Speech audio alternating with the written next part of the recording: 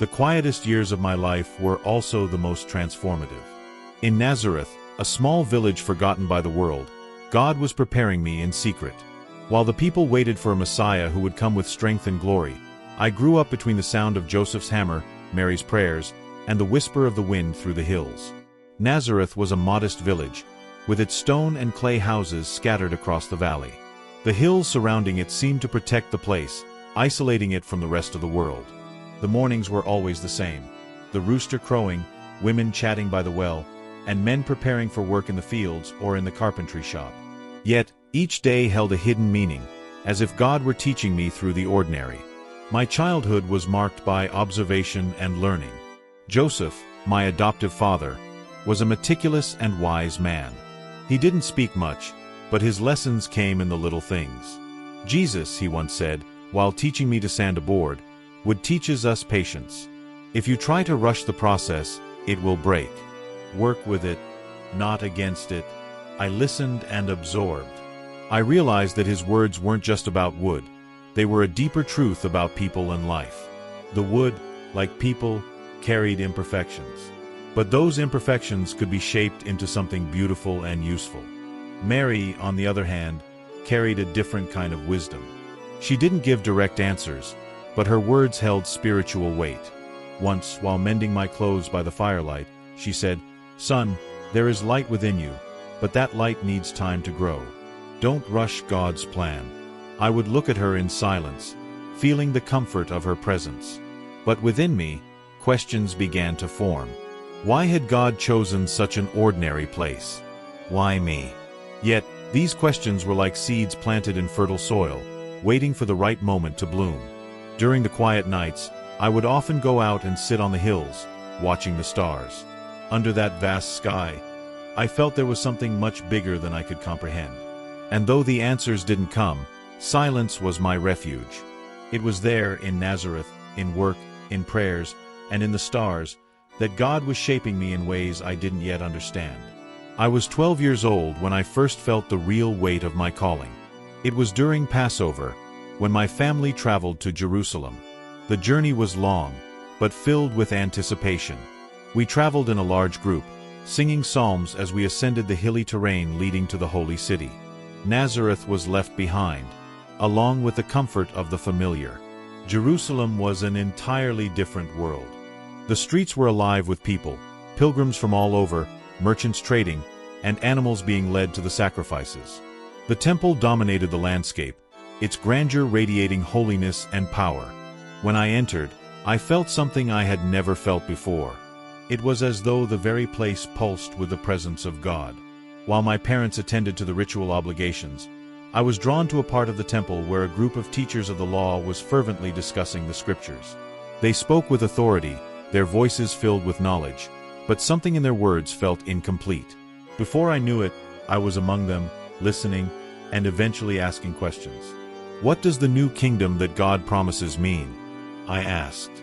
They stopped, surprised by the question from a boy, but one of them answered with a slight smile, "It is the hope of Israel.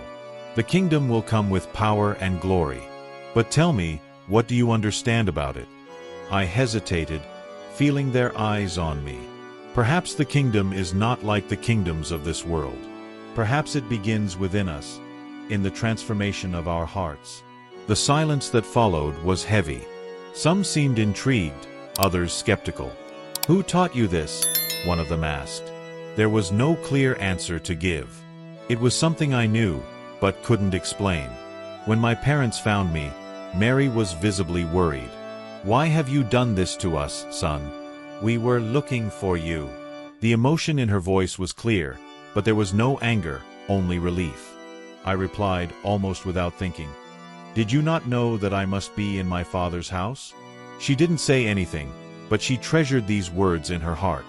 Joseph placed his hand on my shoulder and simply said, "Let's go home." On the way back to Nazareth, the temple remained on my mind. The words I spoke and heard echoed within me. I knew that something had changed that day. It wasn't a sudden transformation, but an awakening. The silence of Nazareth awaited me again, but now, it carried promises that still needed to be fulfilled. Returning to Nazareth after the experience in the temple was like returning to a place that seemed smaller, yet still held its importance. The streets, the hills, and the people were the same, but I had changed. Something inside me was more aware, more attentive. The words I heard and spoke in the temple wouldn't leave me. They echoed in my thoughts, as if God were inviting me to reflect more deeply. The days resumed their usual rhythm, waking up early, helping Joseph in the carpentry shop, drawing water from the well, and listening to Mary tell stories as she prepared the meals. But now, every task seemed to carry a new dimension. It was as though every simple moment was preparing me for something greater. Joseph continued to be my guide, both in carpentry and in life. He taught me patience and precision, not only with words but with example. One day, while we worked on a table ordered by a neighbor, he handed me a board full of marks and cracks. "What do you see here?" he asked. "Imperfections," I replied without thinking. He smiled and picked up his tools. "Now look at this." Slowly, he began to sand the wood, revealing a grain pattern that had been invisible before. The marks don't disappear, but they can be transformed into something beautiful. This is how God works with us. These words stayed with me. I began to observe the people around me differently. Every face I saw in the village, the weary farmer, the mother trying to calm her children, the young dreamer who looked at the hills as if he wanted to run away, carried stories and marks that only God could shape. My mother, Mary, seemed to notice my changes.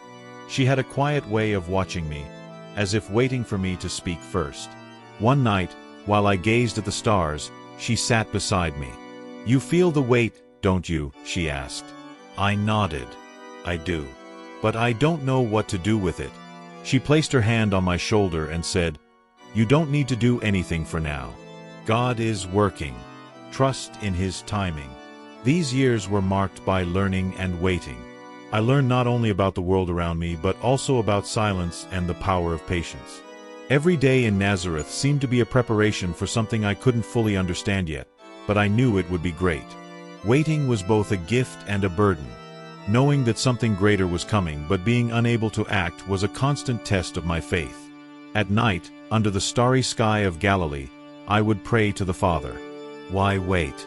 The world suffers. There is pain, injustice. When will the right time come?" The answers didn't come in words, but in a calm that seemed to envelop everything. It was as though silence was the answer. But life in Nazareth had its own challenges. Roman occupation was a constant presence. Soldiers marched through the streets, collecting taxes and reminding everyone of their authority. The market was filled with murmurs of revolt. Some spoke of a Messiah who would lead a rebellion, who would bring justice with the sword. I listened in silence, wondering how this desire for liberation aligned with the kingdom the Father was showing me. Joseph, as always, brought simple yet profound wisdom. "God's justice is not like man's," he said one day as we worked together.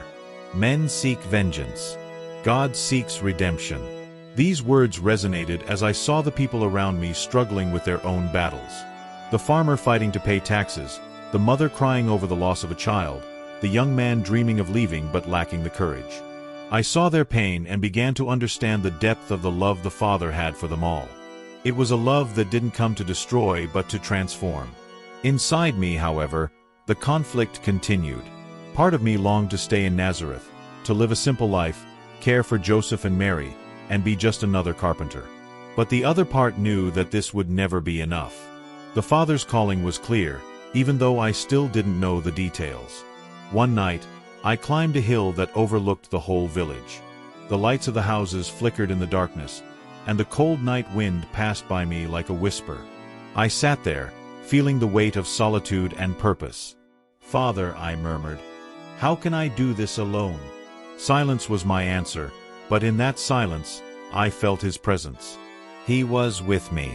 These moments taught me that waiting wasn't a time of emptiness. It was a forge, a place where my faith and patience were tested and strengthened. Each day in Nazareth was a lesson, and though the burden of waiting was heavy, I knew that God was preparing something extraordinary. My first trip to Sepphoris was like opening my eyes to a completely different world. Nazareth, with its simple houses and quiet streets, seemed to exist at a different pace, almost isolated from the rest of the world.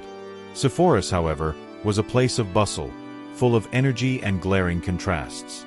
Joseph had been hired for a job there, and he took me along. The road that took us to Sepphoris wound through the hills of Galilee. As we walked, Joseph spoke to me about the city. "They say it's the heart of culture and commerce in this region," he explained. "But it's also a place where gold shines brighter than virtues." When we arrived, the city was alive with the sounds of hammers, saws, and loud voices. Imposing buildings were being raised, columns gleamed under the sun, and the streets were filled with workers, merchants, and Roman officials. It was a scene of wealth and opulence, but also of hard labor and exploitation. While Joseph talked to the contractors, I began to observe the people around me. I saw rich men in luxurious tunics, walking with confidence, while servants carried heavy loads behind them. I saw stonemasons and carpenters working tirelessly under the sun, their clothes stained with dust and sweat. The inequality was palpable, and something inside me stirred. "Not everything that shines is strong," Joseph said, noticing my expression. "These palaces may look grand, but they have no soul. And what seems small and insignificant can be more enduring than you think." Joseph's words echoed in my mind as we worked in silence. The contrast between wealth and poverty, arrogance and humility, stayed with me. I began to reflect on the kingdom the Father was showing me, a kingdom that would not be like these earthly kingdoms, built on oppression and inequality. It was a kingdom that would begin in the hearts of the people, where value would not be measured by gold or status. At the end of the day, as the sun set, we headed back to Nazareth. On the way, I looked at the hills surrounding Sepphoris, still hearing the echo of hammers and saws. I thought about how God would see that city, not as a place of wealth and power, but as a fertile field for transformation. "Father," I murmured as I walked, "how can I reach people so different from me? How can I speak of a kingdom they cannot see?" The answer didn't come immediately, but I felt a growing peace. Even amidst the differences, I knew that all those people, rich or poor, were loved by God. And that gave me hope. It was on one of those quiet nights, while I prayed on the hills around Nazareth, that something extraordinary happened. The sky was clear, dotted with stars, and the gentle wind seemed to carry the presence of the Father. I sat in silence, as I often did, speaking to him in my heart. "Father," I whispered, "I know you're preparing me. But when will the moment come? How will I know what to do?" Then, in the silence of the night, I felt something that wasn't just a sensation. It was a presence that enveloped everything around me, a peace that filled my being. I closed my eyes, and inside me, I heard a voice. It wasn't like human voices. It was clearer, deeper, and seemed to resonate in my soul. "You are my beloved Son. In you, I am well pleased." The words echoed in my heart, and tears began to fall from my face. It was as though all doubts, all the weight of waiting, had been washed away by that simple truth. I had always known it deep down, but hearing those words so clearly brought a peace I had never experienced before. I stayed there for a long time, letting the words penetrate every part of me. When I finally opened my eyes, the sky seemed brighter, the stars closer. The silence of the night was not empty. It was filled with the presence of God. When I returned home, I found Mary still awake. She was sitting by the firelight, sewing a tunic. When I entered, she looked up and observed me for a moment. "You're different," she said simply. I sat beside her, letting the warmth of the fire warm my hands. "The Father spoke to me tonight," I replied. She stopped what she was doing, her eyes meeting mine. "And what did he say?" "That I am his beloved Son. That he has joy in me." She didn't smile or cry, but placed her hand over mine and said, "Then now you know." "I know," I replied, "but I still don't know when or how." She squeezed my hand and said, "You will know. And when you do, we will be here." That night, I slept in peace. For the first time, waiting didn't feel like a burden. The Father had spoken, and I knew that when the moment came, I would be ready. The final days in Nazareth were strange. Everything seemed more meaningful. The sound of the wind in the trees, the smell of freshly cut wood in the carpentry shop, the laughter of children playing in the dusty streets. It was as though every detail of the village, every sound and sight, was bidding me farewell, just as I was bidding farewell to them. Joseph and Mary knew something was changing. They didn't ask directly, but there was a melancholy in their gazes, especially when Joseph and I worked side by side in the carpentry shop. On a clear morning, while we adjusted a table for a neighbor, Joseph put his hammer aside and looked at me. "Jesus," he began, his voice firm but with a tenderness I rarely saw. "You know you're ready, don't you?" I stopped what I was doing and looked at him. Before I could respond, he continued, "Mary and I knew this day would come. You have something inside you that is greater than this place, greater than us. I've always known it wouldn't be forever." His words struck my heart deeply. I knew he was right, but hearing it spoken aloud made the reality impossible to ignore. I took a deep breath and nodded. "Yes, Father. I think it's time." He placed a calloused hand on my shoulder. "Then go. But remember, what we've learned here, in the carpentry, is a lesson for life. Every task, no matter how small, has a purpose. And every person deserves to be treated with care and respect." That night, Mary prepared a simple yet special meal. We sat together in silence, appreciating each other's presence. When we finished, she brought a piece of freshly baked bread and placed it in my hands. "Be safe, my son," she said, her voice heavy with emotion. "And remember, you will never be alone." The next morning, as the sun rose, I began my journey. The hills of Nazareth were bathed in golden light, and the fresh air carried the tranquility of a new beginning. When I reached the top of a hill, I looked back. The village was calm, its simple houses scattered across the valley. It was more than a place. It was the foundation of who I was. "Father," I murmured, "watch over them, just as you have always watched over me." With that, I turned and continued on my way. My walk to the Jordan River was long, but each step felt filled with purpose. The hills of Galilee gave way to more arid land, where the heat of the sun was relentless and the silence absolute. Though the landscape was desolate, my heart was full. I knew I was heading toward John the Baptist, and that meeting would mark the beginning of something greater. When I arrived at the banks of the Jordan River, I saw a crowd gathered.